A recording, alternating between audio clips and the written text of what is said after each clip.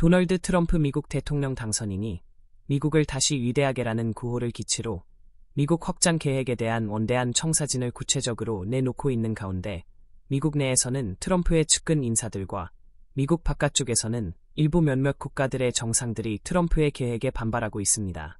우선 미국 내에서는 H-1B 비자 문제를 놓고 일론 머스크가 외국인 유학생들에게 해당 비자를 더욱 많이 발급해 줌으로써 미국의 기술 기업들이 우수한 유학생들을 고용할 수 있는 발판을 마련해주고 있는 가운데 공화당 측 보수 인사들은 일론 머스크의 그러한 계획에 강한 불만을 표출하고 있습니다.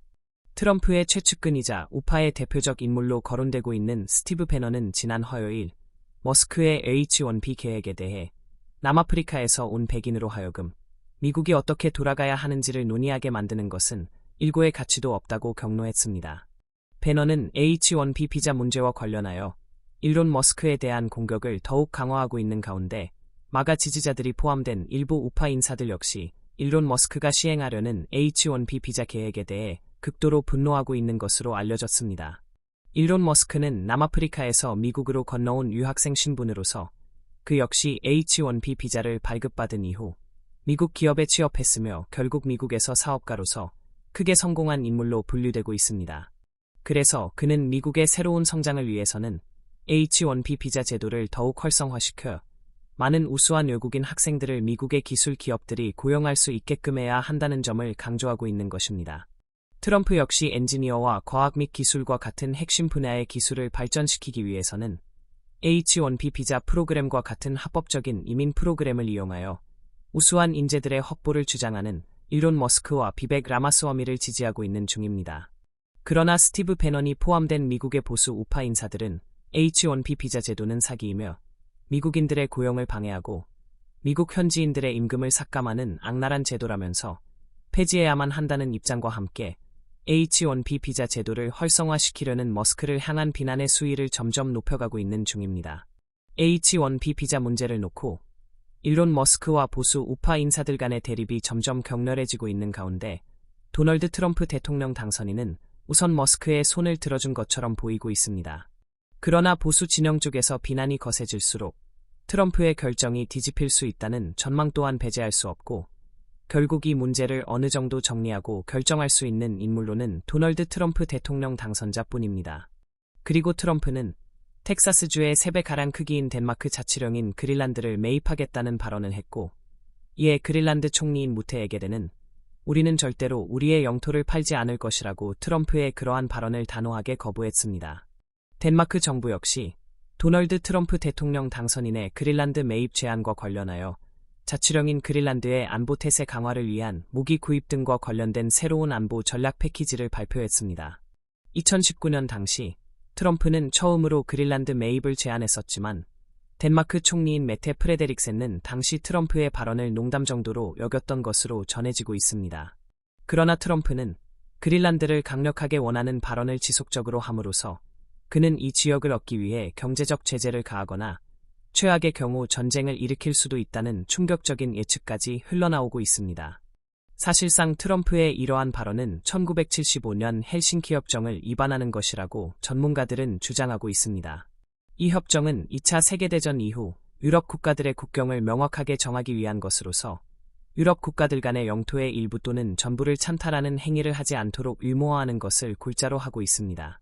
나토 회원국인 덴마크는 트럼프가 그린란드를 차지할 경우 나토 동맹국들 간의 신뢰는 완전하게 추락할 것이며 남는 것은 주요 강대국들 간의 영토 보전과 함께 힘이 곧 정의라는 판단하에 유럽의 각 국가들은 영토 수호를 위한 경쟁에 돌입해 나토는 종말을 맞이하게 될 것이라고 경고하고 있습니다. 이는 또한 중국 공산당으로 하여금 대만 침공의 정당성을 부여할 수 있다고 전문가들은 지적하고 있습니다. 미국이 그린란드를 차지할 경우 중국 역시 대만이 한때 중국 영토의 일부였다는 점을 강조하면서 대만 침공을 정당화할 수 있다는 것입니다. 덴마크의 주권을 침해한 유일한 국가로는 히틀러 치하의 독일이었는데 미국이 그린란드에 대한 영토 야욕을 계속 보일 경우 미국의 우방국들은 더 이상 미국을 우방국으로 생각하지 않을 것입니다. 트럼프가 처음 그린란드 매입을 제안했을 때 일부 그린란드 사람들은 농담으로 생각했지만 대부분의 그린란드 국민들은 트럼프의 발언을 주권에 대한 위협으로 여기면서 크게 분노했습니다. 그렇다면 도널드 트럼프가 그린란드 매입에 집착하는 이유는 도대체 무엇 때문일까요? 그린란드는 워낙 춥고 척박한 날씨 탓에 경작할 수 있는 토지는 1.1% 정도에 불과하기 때문에 식량의 대부분은 수입에 의존하고 있지만 천연자원은 풍부하기 때문에 수산물 관련 품목과 광물자원을 수출하고 있으며 최근에는 여행산업 또한 번성하고 있습니다. 미국은 냉전 시기에 그린란드에 지정학적 관심을 보이기 시작하면서 1946년 덴마크에게 그린란드를 1억 달러에 구입하겠다고 제안했지만 당시 덴마크는 미국의 그와 같은 제안을 거절했습니다. 하지만 1950년 덴마크는 미국의 툴레 공군기지 건립 제안을 받아들여 1951년 건설이 시작된 후 1953년 완성된 해당 공군기지는 나토의 방어전략기지로서의 역할을 담당하게 됩니다. 북극에 위치한 그린란드가 나토의 방어전략기지로서 중요하다는 의미는 미국이 러시아와 중국을 견제하기 위한 전략적 차원에서도 중요하다는 뜻이며 더욱이 그린란드의 일부 지역에 얼음이 녹음으로써 새롭게 개방된 항만 운송로는 트럼프의 그린란드 매입에 더욱 매력을 느끼게 만들고 있습니다. 트럼프는 그린란드 매입 외에도 파나마 운하를 매입하겠다는 발언을 해 그 발언 또한 파장이 일고 있습니다. 트럼프가 파나마 운하를 인수하겠다는 발언을 하자 파나마의 지도자들은 자국의 안보를 우려하고 있지만 일부 공화당원들은 그의 발언이 단지 농담에 가깝다면서 그의 발언을 가볍게 평가하고 있습니다. 그러나 트럼프의 한 전직 고위 관료는 파나마 운하와 관련된 문제는 중국과 관련된 문제이기 때문에 심각하며 중국 정부는 파나마 운하를 이용해 서반구를 경제적으로 지배하고 있다고 우려를 표명했습니다. 사실상 중국은 파나마에 많은 투자를 하면서 파나마의 여러 건설 사업에도 참여한 것으로 전해진 가운데 파나마 운하의 주요 우대 항구들 중 2곳을 관리하고 있는 것으로 알려졌습니다. 이에 트럼프는 중국이 파나마 운하 관리에 부당한 영향력을 행사하고 있다고 비난했습니다. 트럼프는 파나마 운하는 대서양과 태평양을 연결하는 주요 해상 경로로서 파나마 정부는 거의 25년 동안 그곳을 통과하는 선박들에게 비싼 값을 부과하고 있다고 강한 불만을 내비쳐왔습니다. 그래서 트럼프는 미국이 파나마 운하를 다시 인수할 수밖에 없는 배경을 설명한 바 있습니다. 그러나 파나마 대통령인 호세 라울 물리노는 트럼프의 주장에 강하게 반발하면서 파나마 운하를 통과하는 선박들의 요금은 공정하게 결정된다며 파나마 운하가 미국에게 팔리는 일은 절대로 일어나지 않을 것이라고 말했습니다. 그렇다면 실제로 파나마 운하를 통과하는 선박들의 비용은 얼마나 될까요? 파나마 운하를 지나가는 선박들의 통행료는 파나마 정부에서 결정하며 운하를 거쳐가는 선박들의 통행료는 선박들의 종류와 크기 및 선적하고 있는 내용물에 따라 각기 다르게 결정됩니다. 예를 들어 파나마 운하를 지나간 선박들 중 가장 비싼 통행료를 낸 선박은 259m 길이의 디즈니 매직 크루즈라이너로서 해당 선박은 2008년 5월 16일 파나마 운하를 거쳐가면서 33만 1200달러, 한화로는 약 4억 4,700만 원을 지불했습니다.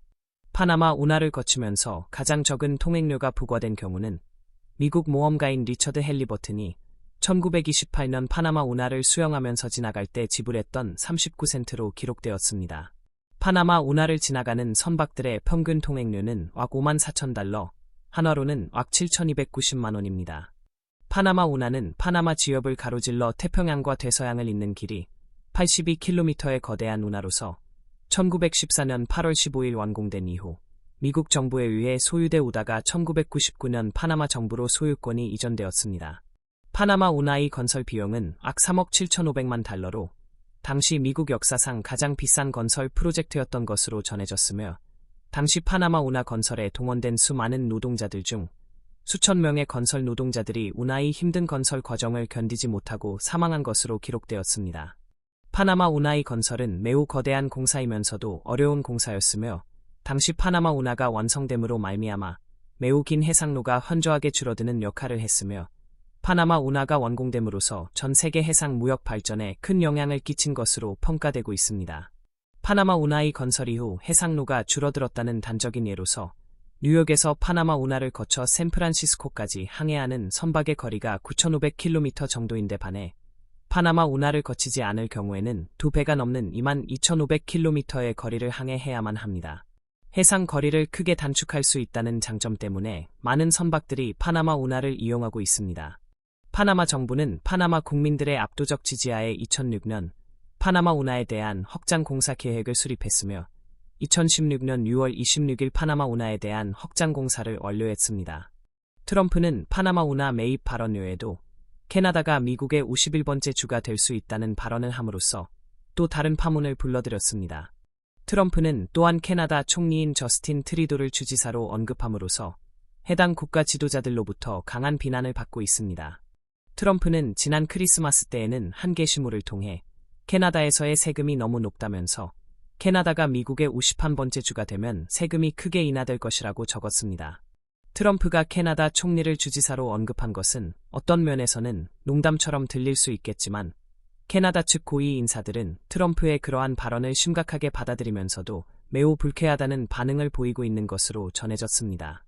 그러나 미국의 공화당 측 관계자들은 트럼프의 이러한 발언은 캐나다를 상대로 진행될 무역 협상에서 유리한 고지를 차지하려는 전략쯤으로 생각하고 있는 것으로 전해졌습니다. 트럼프는 캐나다와 멕시코에서 수입되는 제품들에 대해 25%의 관세를 부과하겠다고 공언했으며 두 나라 모두 미국 때문에 편하게 먹고 살고 있음에도 불구하고 그들 국가들의 국경지역에서 벌어지고 있는 마약 밀매 및 범죄 사건들을 그들 국가들이 심각하게 대처하지 않는 것에 관해 비난하기도 했습니다.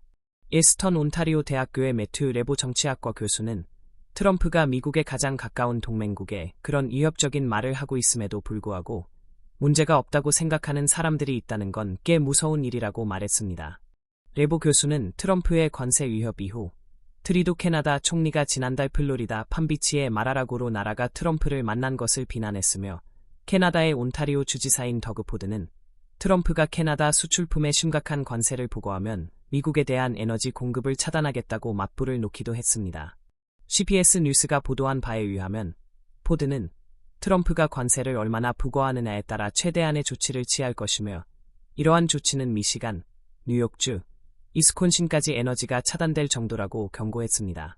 한편 캐나다 측 언론사가 보도한 여론조사에 따르면 캐나다인들의 13% 정도가 미국에 주로 편입되는 것에 열려 있다고 밝혔지만 레보 교수는 이 수치는 러시아에 가입하고 싶어하는 일부 우크라이나 사람들의 비율과 거의 비슷한 수준이라고 지적했습니다. 이번 영상에서는 미국을 위대하게라는 기치로 미국의 팽창 정책을 노골적으로 펼치려는 트럼프의 계획을 구체적으로 살펴보았습니다. 미국 외의 모든 국가들을 대상으로 펼쳐질 트럼프의 미국 우선주의는 대한민국 역시 예외가 될 수 없을 것입니다. 아무쪼록 대한민국의 정치인들이 정신을 차리고 차기 트럼프 정부의 정책에 효율적으로 대처해주기만을 기대해 봅니다. 구독과 좋아요는 영상 제작에 큰 힘이 되니 꼭 부탁드리며 아울러 알람 설정까지 확인해 주시면 감사하겠습니다.